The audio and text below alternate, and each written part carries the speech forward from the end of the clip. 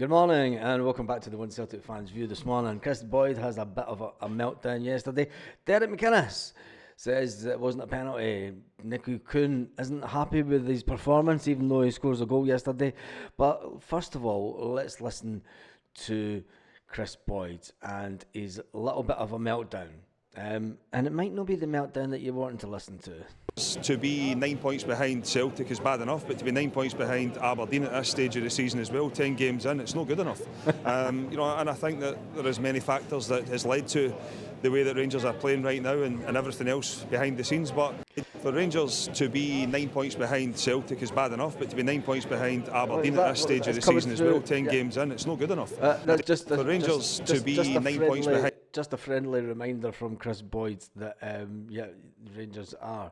For Rangers to be 9 points behind Celtic is bad enough, but to be 9 points behind Aberdeen at this stage of the season as well, 10 games in, it's not good enough.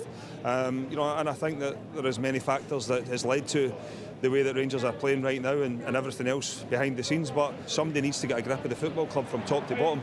It's been, you go back a few years ago now since Rangers won the league, and... How many years ago, Kris? You go back a few years ago, Rangers won the league. You go back a few years before that, and Rangers just came into existence. You've got to say the decline has started from then, not being able to go and kick on. I think there's been many people within that working environment that could have done better. Who is making the decisions? Because right now, it's no good enough. You listen to people speaking about the impact that sacking another manager. But if it's not the right man, then you need to try and find the next man. You can't just continue to plod on because right now that's what Rangers are doing. Everything's a plod on the pitch. It's slow and everything off it. And I just look at Philip Clement. He came in and you've got to say there was a freshness about him. I thought he spoke really well to the media. He was clear on his message he wanted to say. Whereas the last 3-4 months, it's just been a total opposite person to. Has he not only been in for like 3 or 4 months? Has he been here a full year yet? Tell me in the comments. I have no idea. They go through managers like a fat boy goes through packets of crisps. To what it was when he first arrived, a lot of people tell me that he signed a new contract. It's irrelevant. As I said, I don't think the release clause or the termination will be more than what it was, whether it was in a 2-year contract, a 3-year, a 4-year, a 5-year. It doesn't matter. The release clause will be what it was. I get the fact that winning games of football breeds confidence and you can communicate better with people, but I mean, looking for excuse after excuse, Rangers fans don't want to hear. They've sat and watched it. They can see it. They don't want to hear. We're unlucky. It was one of our best performance. I think we really need to go into the international break with just I know it's not the meltdown that you're wanting to listen to, but we'll get to that penalty thing in a minute or two. We just need a little bit of cheering up this morning because let's face it, we've no football really now for 2 weekends. Well, it's 2 weekends till we get back to Celtic. It's going to be a long week, isn't it? One of our better performances of the season. I think when you look back at it, I mean, if I've failed to deliver, there's nothing to suggest this is going to get any better. And you can only look at what's going on right now and then judge it from there. And it is a million miles off where it needs to be. There's probably Rangers fans out there thinking to themselves, the last thing we want to do is actually beat Motherwell because even if you get... The thing is they did beat Motherwell, and now they've got a cup final at Hampden with Celtic. We're bad enough losing, to Aberdeen, but if you go to Celtic and it's another cup final defeat right now, something has to change because whatever you say, it's not working. It's not working. Yeah, it's definitely not working. I'll tell you one thing. Did that come through okay? We just checked the sound and that live from Kris Boyd there. It was good to hear from Kris Boyd, and it's maybe not the meltdown that you thought you were going to hear this morning. Kris Boyd did have a bit of a meltdown when it came to a penalty decision yesterday. But what I'm going to say is, where was Kris Boyd's meltdown when Adam Ida, we'll stick Adam Ida up here. When Adam Ida got elbowed in the face, and it's actually a sore one. You actually thought his nose was bleeding from the inside, but it's obviously hit him on the outside as well, so he's been bleeding on the outside. There was no meltdown or no concern for that, was there, yesterday? I mean, it was just like, get up and get on with it, big man. There was no meltdown whatsoever. I mean, Celtic didn't... they had a look at it and seen if yellow card was sufficient enough, and VAR decided it was. It's just fair enough. About Kris Boyd, we all know that he has meltdown after meltdown after meltdown after meltdown. I think Kris Boyd is just a comedy factor in Scottish football. Right, before we listen to the Kilmarnock manager, talking about the incidents yesterday, I want to listen to Nico Kuhn because he's not as happy as what I thought he'd be after scoring a goal. But it just shows you the levels and expectation that Nico Kuhn expects himself to be at Celtic. And ultimately, the question needs to be is Nico Kuhn now better than Jota? And I'm going to say that we shouldn't compare him with Jota. I'm going to say, is Nico Kuhn on the verge of becoming a better player than Matt O'Reilly? For you look at Matt O'Reilly's first season at Celtic, Matt O'Reilly couldn't get into the team because of Aaron Moy, and Nico Kuhn was a bit like that last. Well, he's only been here a year, so he's not even been here a year yet. He's only been here. It's 11 months, wasn't it? It's the beginning of this year. It was January this year that he came into the club. So give him another couple of months and he'll be here a year. But I think that the progression of Nico Kuhn has been absolutely fantastic as a player. The fact that Brendan Rodgers did say, he said you'll see a completely different Nico Kuhn once he gets that full pre-season into him. Now Derek McInnes has bemoaned the fact that his team started back in June and they had European football and this is why we're this in the league and blah blah blah. But let's listen to Nico Kuhn first of all. Play and it's just really nice with the teammates, the stuff, everyone. I enjoyed. The team had to really work hard for the win today, Nicholas. How important was it to stay patient and wait for those chances to come? Yeah, really important. I think it's not easy on this surface. It was quite difficult, but we stayed calm and when we got our chances, we used them. Talk us through your goal today. What was your thinking as you ran on to Alistair's pass and slotted away a wonderful finish? You've got to say, first of all, that pass for Ali Johnston, out for the back, getting Kuhn to just make it was a sublime pass, and nobody's talking about that. Everyone's talking about the goal as they should be. But Alistair Johnston, what a player he is. I mean, people are bemoaning the fact that we may lose Greg Taylor.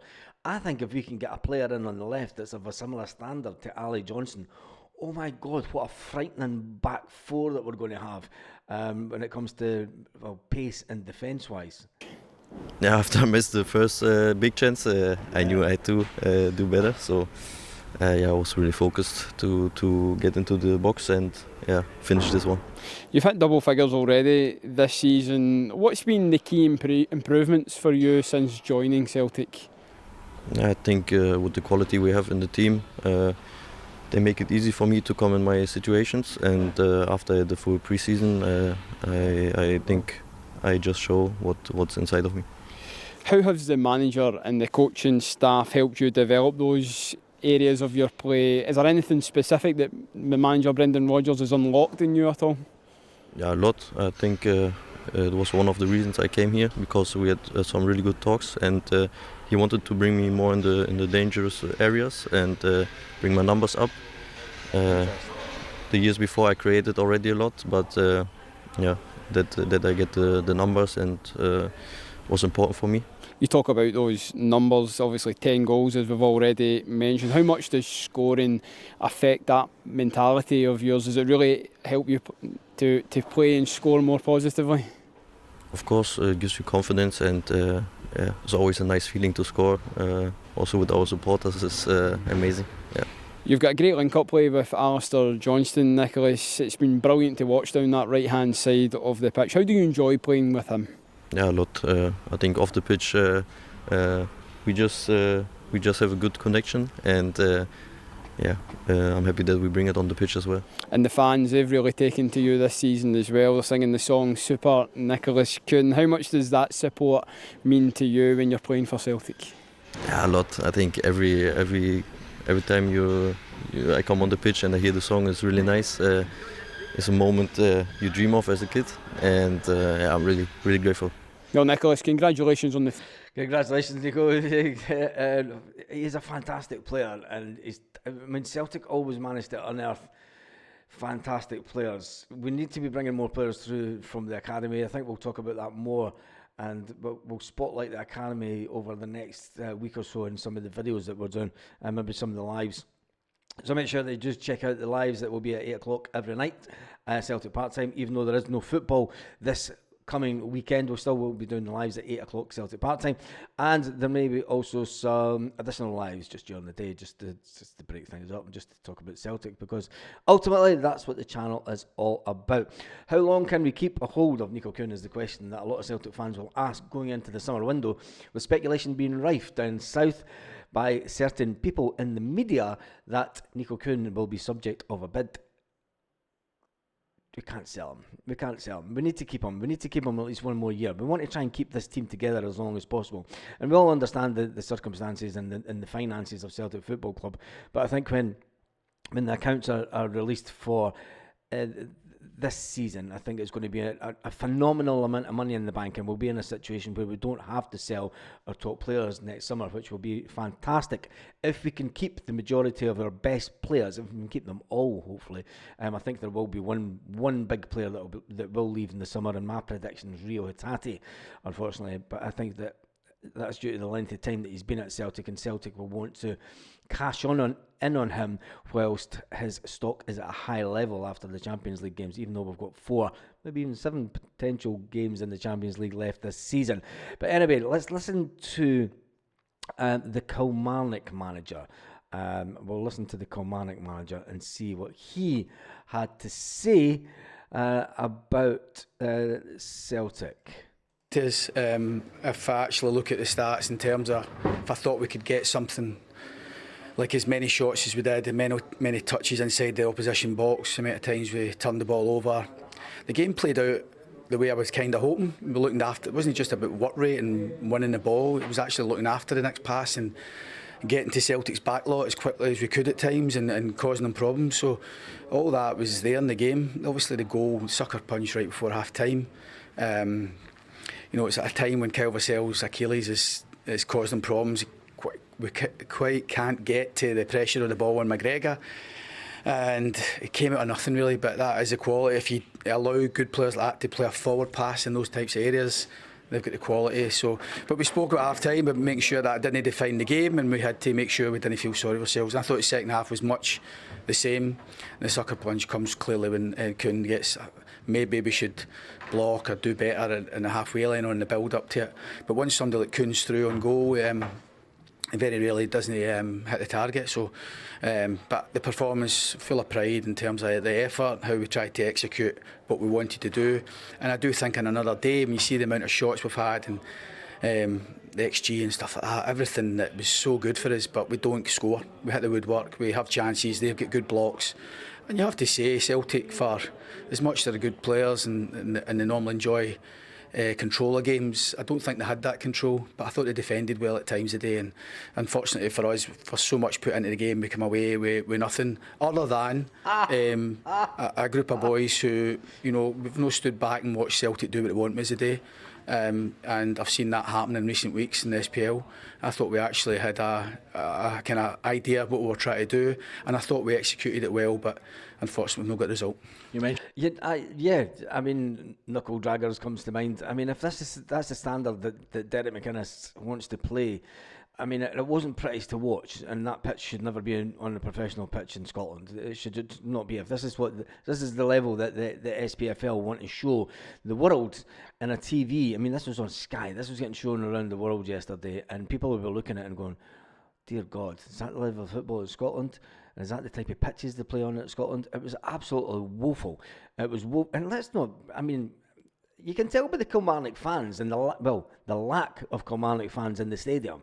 I mean, even though they were playing Celtic, you would think that if a team was playing nice football and attractive football and it was enticing fans to come and watch, fans aren't going to go and watch that rubbish.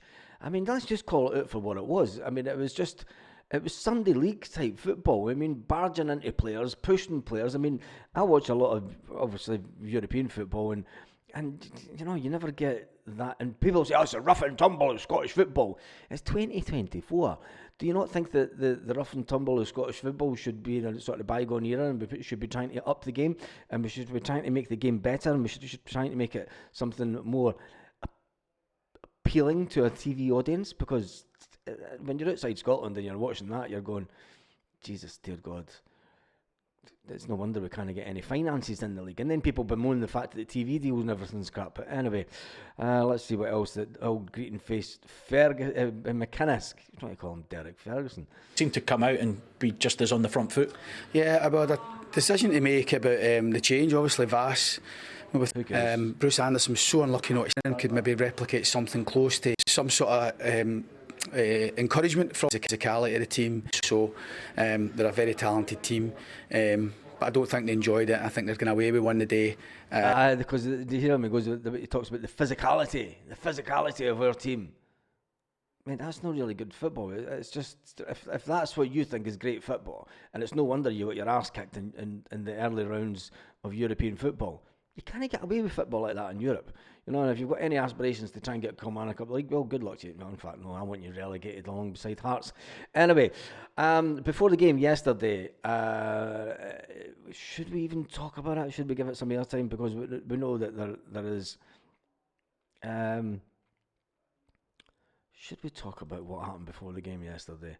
Or should we just leave it at that? There is a lot of comments about it, and it is a situation that just rears its head every year. Now, there's a big, massive, my Grand's Irish, there's a big, massive support. We're at the Kilmarnock game from Ireland, and people say it's a minute's silence. Like, the Green Brigade did put out their message yesterday, and it is in the community tab. If you want to go and discuss it, you can go over to the community tab and watch it there. My own preference, I would wear a white poppy all day long, because I'm a believer in peace and love. And yeah, go over to the community tab and you can discuss it there rather than in the videos section, because there seems to be quite a lot of comments. Then there is one paper going on about the fact that Derek McInnes was furious at the supporters who jeered the minute's silence. He said that they even decide. He said Celtic even decide when we finish the minute's silence. Celtic decide everything, mate. We decide when we win the league. We decide when we win the cup. We decide when we win trebles. And on that note, have a fantastic day, Celtic fans all around the world.